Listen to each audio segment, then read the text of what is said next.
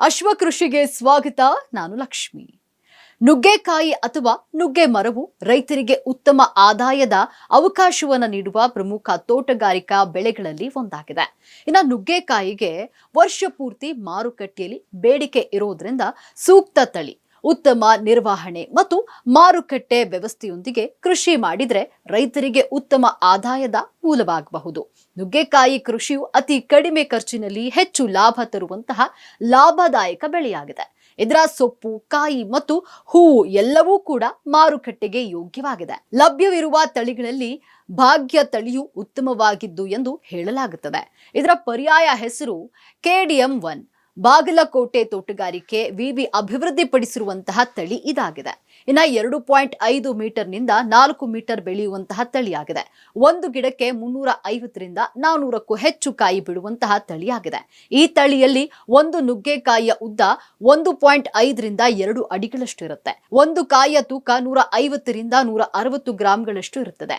ಹೆಚ್ಚು ಪ್ರೋಟೀನ್ ಹಾಗೂ ನಾರಿನಾಂಶ ಹೊಂದಿದೆ. 1 ಎಕರೆಗೆ ಅಂದಾಜು ಕೊಯ್ಲು ಹಾಗೂ ಸಾಗಾಣಿಕೆ ವೆಚ್ಚ ಸೇರಿ 55ರಿಂದ 60 ಸಾವಿರ ರೂಪಾಯಿ ಆಗಬಹುದು. ಕನಿಷ್ಠ 1ರಿಂದ 1.2 ಲಕ್ಷ ರೂಪಾಯಿ ಆದಾಯ ಸಿಗುತ್ತೆ. ಬಿತ್ತನೆ ಬೀಜದ ಇಳುವರಿ ಸುಮಾರು 80 ಕೆಜಿ ಆಗಿರುತ್ತೆ. ಪ್ರತಿ ಕೆಜಿಗೆ ಅಂದಾಜು 1.5ರಿಂದ 2 ಸಾವಿರ ರೂಪಾಯಿ ಬೆಲೆ ಇದೆ.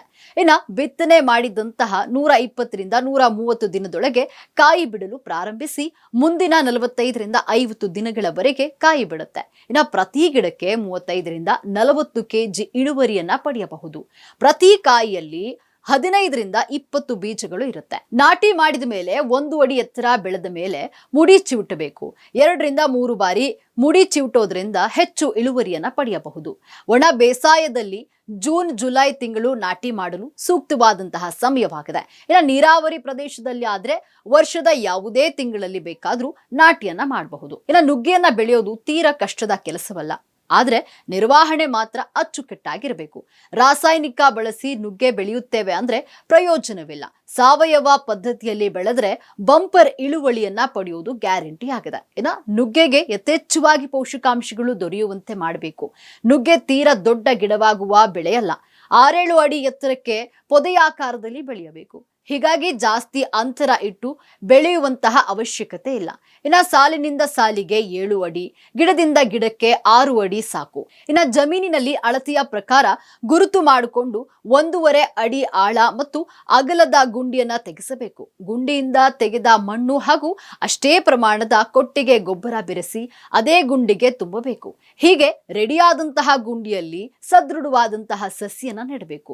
ನುಗ್ಗೆ ಗಿಡಗಳು ಸಾರಜನಕ ಸ್ಥಿರೀಕರಣ ಮಾಡುವಂತಹ ಸಾಮರ್ಥ್ಯವನ್ನ ಹೊಂದಿದೆ. ಇದಕ್ಕೆ ನೀವು ಒಂದೇ ಒಂದು ಕಾಳು ಯೂರಿಯಾ ಗೊಬ್ಬರ ಕೂಡ ಕೊಡುವುದು ಬೇಡ. ಪ್ರತಿ 2-3 ತಿಂಗಳಿಗೊಮ್ಮೆ ಬುಡದ ಸುತ್ತ ಪಾತಿ ಮಾಡಿ 4-5 ಬೊಗಸೆ ಎರೆಹುಳು ಗೊಬ್ಬರವನ್ನ ಕೊಟ್ರೆ ಸಾಕು. ಜೊತೆಗೆ ಜೀವಾಮೃತ ತಯಾರಿಸಿಕೊಂಡು ಪ್ರತಿ 20 ದಿನಕ್ಕೊಮ್ಮೆ ಕಡ್ಡಾಯವಾಗಿ ಸಿಂಪಡಿಸಬೇಕು ಹಾಗೂ ಗಿಡಗಳ ಬುಡದಲ್ಲಿ ಹಾಕಬೇಕು. ಇಷ್ಟ ಆದ್ರೆ ಸಾಕು, ಮತ್ಯಾವುದೇ ಮೇಲು ಗೊಬ್ಬರ ಅವಶ್ಯಕತೆ ಇರೋದಿಲ್ಲ. ಇನ್ನು ಸಸಿ ನಾಟಿ ಮಾಡುವಾಗ ಯಾವುದೇ ರೀತಿಯ ರಾಸಾಯನಿಕ ಗೊಬ್ಬರ ಹಾಕಬೇಡಿ. ಇನ್ನು ನಾಟಿಯಾದಂತಹ 3 ತಿಂಗಳ ನಂತರವಾಗಿ 1 ಎಕರೆಗೆ 25 KG DAP, 10 KG urea, 7 KG potassium ಗೊಬ್ಬರದ ಜೊತೆಗೆ ಸೇರಿಸಿ ಗಿಡದ ಸುತ್ತ ರಿಂಗ್ ಮಾಡಿ ಹಾಕಿ. ನಂತರ ಮತ್ತೆ 3 ತಿಂಗಳು ಬಿಟ್ಟು ಇಷ್ಟೇ ಪ್ರಮಾಣದ ಗೊಬ್ಬರವನ್ನ ಕೂಡಿ ಹಾಕಿ ಬಿಟ್ರೆ ನುಗ್ಗೆ 6ರಿಂದ 7 ಮೀಟರ್ ಎತ್ತರಕ್ಕೆ ಬೆಳೆದು ನಿಲ್ಲುತ್ತದೆ. ಹೀಗೆ ಎತ್ತರ ಬೆಳೆದ್ರೆ ಕಾಯಿ ಕೀಳೋದು ಕಷ್ಟ, ಜೊತೆಗೆ ಇಳುವರಿಯಲ್ಲೂ ಕೂಡ ಗಣನೀಯವಾಗಿ ಕಡಿಮೆಯಾಗುತ್ತದೆ. ಸಾಧ್ಯವಾದಷ್ಟು ಗಿಡಗಳು ಗಿಡ್ಡಕ್ಕೆ ಪೊದೆಯಾಗಿ ಬೆಳೆಯುವಂತೆ ನೋಡಿಕೊಳ್ಳಬೇಕು. 1.5 ಮೀಟರ್ ಬೆಳೆದಾಕ್ಷಣ ಕುಡಿ ಚಿವುಟಿ ಎತ್ತರ ಬೆಳೆಯದಂತೆ ಮಾಡಬೇಕಾಗುತ್ತೆ. ಇದರಿಂದ ಹೆಚ್ಚು ಕವಲುಗಳು ಬಂದು ಗಿಡ ಪೊದೆಯಂತಾಗಿ ಹೆಚ್ಚಿನ ಕಾಯಿ ಬಿಡುತ್ತೆ. ಇನ್ನು ನುಗ್ಗೆಕಾಯಿಯನ್ನ ತಾಜಾ ರೂಪದಲ್ಲಿ ಮಾರಾಟವನ್ನ ಮಾಡೋದರ ಜೊತೆಗೆ ನುಗ್ಗೆ ಸೊಪ್ಪಿನ ಪುಡಿ, ನುಗ್ಗೆ ಬೀಜ ಮತ್ತು ಇತರ ಮೌಲ್ಯವರ್ಧಿತ ಉತ್ಪನ್ನಗಳನ್ನ ಕೂಡ ಮಾಡುವಂತಹ ಮೂಲಕವಾಗಿ ಹೆಚ್ಚುವರಿ ಆದಾಯವನ್ನ ಪಡೆಯುವ ಅವಕಾಶವಿದೆ.